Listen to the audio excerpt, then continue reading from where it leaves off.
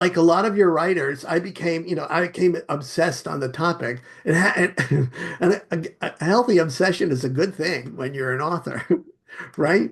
Because it's a marriage for God's sakes. You are marrying that topic. You have to get up every morning and kiss it and, set about living together, working together, you know, growing together. It really is a marriage.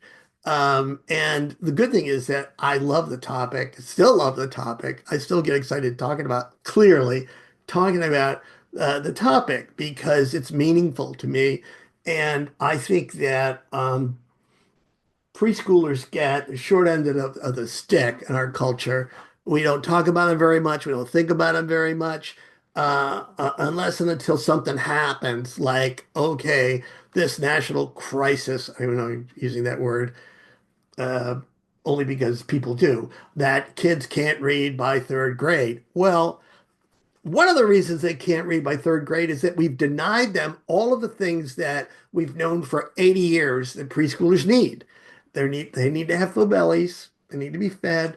They need good health care and dental care, right? So they're healthy. But, aside from that, they need educational basics. They need to learn where the library is. They need to be aware of science and math and, all the things that you can introduce preschoolers to, and help them, so that on the day that they do register for kindergarten, or they do start their formal education, they're on semi-equal footing with everybody else.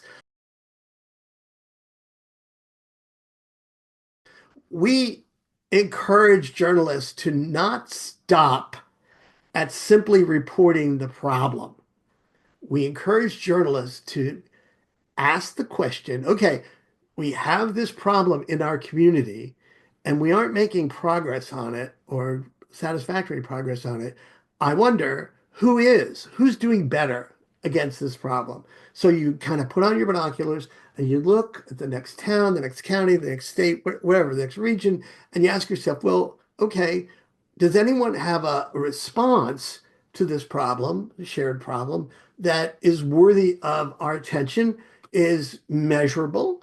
Can we talk to them about who it is being served by this response, and to what degree is it working? To what degree is it not working? What are the limitations of the response? So you go off and you do this work and you bring it back to your audience, to either your listeners, your viewers, or your readers, and you say, okay, over here, is in the next county is a very different way of looking at the protections that we have on construction sites, to avoid serious injury and death.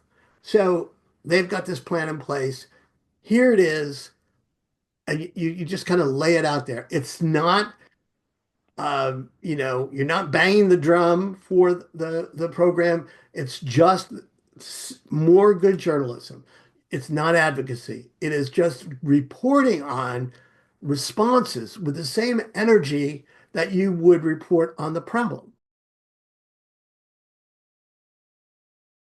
And Grover is like the patron saint of second-born children, and I'm one. He thinks he can do anything, and he's really not all that great at being a waiter, and as you know from watching the show.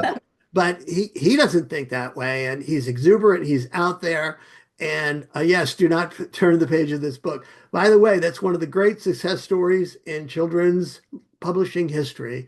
Uh, the monster at the end of this book. Anyway, I love this guy. I was on the set one day for a taping of one of those sequences with him as a waiter. And when it was shot and we were blocking for the next segment, I was scribbling into my notebook, and all of a sudden over my shoulder was Grover saying, "What are you writing? What are you doing?" So, when you see these things in real life, there's a suspension of disbelief. I can't tell you that I no longer saw the puppet performer, Eric Jacobson. I only saw Grover, and I had a great conversation with him. So, to me, they're very real.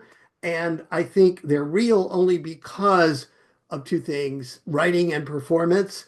that they've done such a brilliant job of investing these characters with an inner life, that we believe in them. We know who they are. We know their soft spots.